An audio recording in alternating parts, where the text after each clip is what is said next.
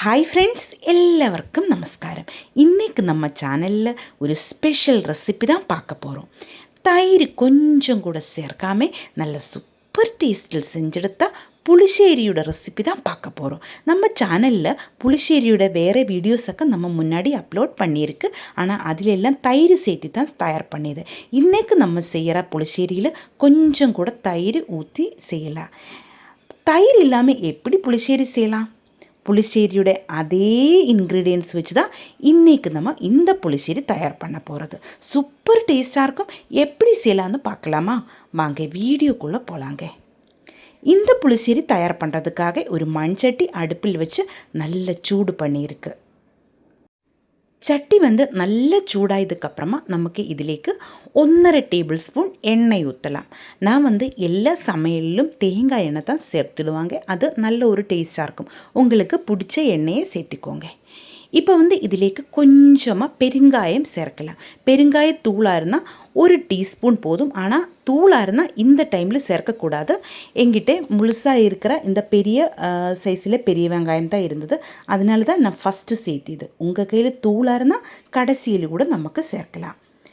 பெருங்காயம் நல்லா ஃப்ரை ஆயதுக்கப்புறமா இதிலேக்கு 5 சின்ன வெங்காயம் ரவுண்டில் நைஸாக கட் பண்ணி இது சேர்த்து நல்லா வணக்கி எடுக்கலாம்.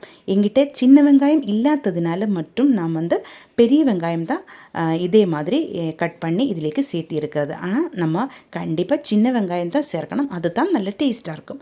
இப்போ 2 பச்சை மிளகாய் 2ஆக கட் பண்ணி இதிலேக்கு சேர்க்கலாம். நல்ல காரமான பச்சை மிளகாய் பார்த்து சேர்த்திக்கோங்க. அதுதான் இந்த குழம்புன்னு நல்ல டேஸ்ட்டாக இருக்கும். இதை போட்டு நமக்கு நல்லா வணக்கி எடுக்கலாம். மேக்ஸிமம் எல்லா குழம்புலுமே நம்ம சின்ன வெங்காயம் சேர்த்து தான் தயார் பண்ணணும். அப்போ தான் நல்ல டேஸ்ட்டாக இருக்கும் நம்ம செய்கிற குழம்புக்கு. ஆனால் என்கிட்ட அது இல்லை. அதனால மட்டும்தான் நான் இந்த பெரிய வெங்காயம் சேர்த்தியது. பெரிய வெங்காயம் சேர்க்கும்போது ஒரு லைட்டாக ஒரு இனிப்பு இருக்கும் குழம்புன்னு. அதனால தான் நம்ம பெரிய வெங்காயம் சேர்க்கக்கூடாதுன்னு சொல்லுவாங்க. கறி குழம்புல கூட நம்ம எப்போவுமே சின்ன வெங்காயம் சேர்க்கறது தான் நல்லாயிருக்கும். இப்போ இதிலேக்கு 1 டேபிள் ஸ்பூன் இஞ்சி பூண்டு பேஸ்ட்டு நான் சேர்த்திருக்கு. இஞ்சி பூண்டு பேஸ்ட்டு உங்கள் கையில் இல்லைன்னா 1 டீஸ்பூன் இஞ்சி பொடியாய் நறுக்கியதும் 1 டீஸ்பூன் பூண்டு பொடியாய் நறுக்கியதும் சேர்க்கலாம். இது நல்லா வணங்கி வரும்பொழுதும் இதிலேக்கு தேவையான ஒரு தேங்காய் கூட்டை நமக்கு தயார் பண்ண வேண்டியது இருக்கும். சாதாரணமாக புளிശ്ശേരിயில் தேங்காய் அரைச்சி ஊற்றாது. ஆனால் இந்த புளிശ്ശേരിயில் தேங்காய் அரைச்சி தான் நம்ம இந்த புளிശ്ശേരി தயார் பண்ணுவாங்க. ஒரு 1/4 கப்பு தேங்காய் நான் எடுத்து வச்சுருக்கிறேன். அது துருவன தேங்காய் கிடையாது. உங்களுக்கு 1/4 கப்பு சாதாரணமாக துருவன தேங்காய் கூட எடுத்தால் போதும். அதுக்கப்புறமா இதிலேக்கு ஒரு பச்சை மிளகாய் எடுத்திருக்கு. இதுவும் நல்ல காரமான பச்சை மிளகாய் தான். 1 டீஸ்பூன் ஜீரகம் நமக்கு இதிலேக்கு சேர்க்கலாம். அதுக்கப்புறமா இது நல்லா ஃபைனாக நமக்கு அரைச்சி எடுக்கணும். நல்லா அரைஞ்சு வரணும். நல்லா மஷி மாதிரி அரைஞ்சு வரணும். மஷி என்ன தான் மலையாளத்தில் சொல்லுவாங்க. அதுக்கு தமிழில் எப்படி சொல்லுன்னு தெரியல. சரிங்க. அப்போ நம்ம வெங்காயம் எல்லாம் நல்லா வணங்கி வந்துடுச்சு. இந்த டைமில் நம்ம அரைச்செடுத்த தேங்காய் இதிலேக்கு சேர்த்து நல்லா கலர் விட்டு கொஞ்சம் நேரம் நல்ல சூடு பண்ணி எடுக்கலாம். ஆனால் இது கொதிக்க விடக்கூடாது. நம்ம குழம்பு தேங்காய் அரைச்ச குழம்பு கொதிக்க விட்டுருந்தால் தேங்காய் தனியாக மாறி ஒரு பிரிஞ்சு வர மாதிரி தான் இருக்கும். அப்படி இருக்கக்கூடாது. அதனால நல்லா சூடாக்கி எடுத்தால் போதும். நம்ம மண்சட்டி தான் எடுத்திருக்கு. அதனால் அது நல்ல சூடாகிருக்கும். இது ஒரு லைட்டாக சூடாகும் போதே ஆஃப் பண்ணி கூட எடுக்கணும். சாதாரணமாக நம்ம கடாய் யூஸ் பண்ணியிருந்தால் அந்த மாதிரி நம்ம சீக்கிரம் அடுப்பிலேருந்து மாற்ற தேவையில்லை. ஆனால் மண்சட்டி ஆயிருந்தாலும் சீக்கிரம் மாற்றணும். நல்ல சூடாக இருக்கும். இப்போ நம்ம இது நல்ல சூடாயதுக்கு பின்னாடி இதிலேக்கு ஒரு லெமன் சைஸில் புளி நல்லா புழிஞ்சு எடுத்த அந்த தண்ணி தான் நான் இதிலேக்கு ஊற்றியது. உங்களுக்கு தேவையான அளவில் புளி தண்ணி ஊற்றிக்கோங்க.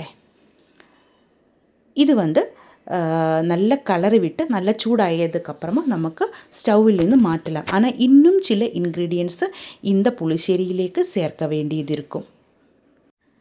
நம்ம வீட்டில் வெஜிடபிள்ஸ் எதுவும் இல்லைனாலும் இந்த மாதிரி ஒரு குழம்பு இருந்தால் இது மற்றும் போதும். ஒரு தட்டு சாப்பாடு நமக்கு அப்படியே சாப்பிடலாம். நல்ல டேஸ்ட்டாக இருக்கும். இனி நமக்கு இதிலேக்கு கடுகு தாளித்து சேர்க்கலாம். அதுக்காக 1 டேபிள் ஸ்பூன் எண்ணெய் கூட நான் இதிலேக்கு ஊற்றியிருக்கு. உங்களுக்கு தேவையான அளவில் எண்ணெய் எடுத்துக்கோங்க. நான் கொஞ்சம் அதிகமாக இந்த குழம்பில் சேர்த்தியிருக்கேன். இது நல்ல சூடாயதுக்கப்புறமா நமக்கு இதிலேக்கு கடுகு சேர்க்கலாம். 1 டீஸ்பூன் தான் நான் சேர்த்திருக்கு. நல்லா வெடித்து வரட்டும். அதுக்கப்புறமா நமக்கு இதிலேக்கு வரமிளகாய் சேர்க்கலாம். பின்னாடி கறிவேப்பிலையும் சேர்க்கலாம். இது எல்லாமே நல்லா ஃப்ரை ஆகிதுக்கப்புறமா ஸ்டவ் நமக்கு ஆஃப் பண்ணலாம். பின்னாடி இதிலேக்கு 1/2 டீஸ்பூன் மஞ்சள் தூள், 1/2 டீஸ்பூன் வரமிளகாய் தூள், 1/4 டீஸ்பூன் வெந்தயம் தூள், நீங்கள் பெருங்காயத்தூள் சேர்க்கிற மாதிரி இருந்திருந்தால் இதிலேக்கு ஒரு 1/2 டீஸ்பூன் பெருங்காயத்தூள் கூட சேர்க்கலாம். நம்ம ஃபஸ்ட்டு பெருங்காயம் சேர்த்திருக்கு, அதனால் இந்த டைமில் இதிலேக்கு சேர்க்கறதில்ல. இது நல்லா இதே மாதிரி மிக்ஸ் பண்ணி எடுத்துக்கோங்க. ஸ்டவ் ஆஃப் பண்ணியிருக்கு, தீஞ்சு போகாமல் பார்க்கணும். இது நம்ம ரெடி பண்ணி வச்சுருந்தா தயிர் சேர்க்காத புளிசேரியிலேக்கு ஊற்றி நல்லா மிக்ஸ் பண்ணி எடுத்துக்கோங்க. இது வரைக்கும் நம்ம இதிலேக்கு உப்பு சேர்க்கறதில்ல. இந்த டைமில் நமக்கு இதிலேக்கு உப்பு சேர்க்கலாம். நம்ம எவ்வளோ புளி சேர்த்திருக்குதோ அதுக்கு கரெக்டாக ஆகிற மாதிரி உப்பும் சேர்த்திக்கோங்க. அதே மாதிரி நம்ம தேங்காய் அரைச்சி எடுத்துடும்போது கூட நமக்கு மஞ்சள் தூள் சேர்க்கலாம். ஆனால் நான் கடுகு தாளித்த போது தான் மஞ்சள் தூள் சேர்த்தியது. எப்படியா இருந்தாலும் பிரச்சனை இருக்காது. உங்களுக்கு எது ஈஸியாக இருக்குதோ அதே பார்த்து செய்யுங்க. கண்டிப்பாக நீங்கள் ட்ரை பண்ணி பாருங்கள். இந்த வீடியோ உங்களுக்கு பிடிச்சிருந்தால் சேனல் கண்டிப்பாக சப்ஸ்கிரைப் பண்ணுங்கள், லைக் பண்ணுங்கள். கேரளா ரெசிபீஸ் பிடிக்கிற உங்கள் ஃப்ரெண்ட்ஸுக்கெல்லாம் இந்த வீடியோ ஷேர் பண்ணி கொடுங்க. உங்களோட ஃபீட்பேக்கு கமெண்ட்டில் எழுதி போடுங்க.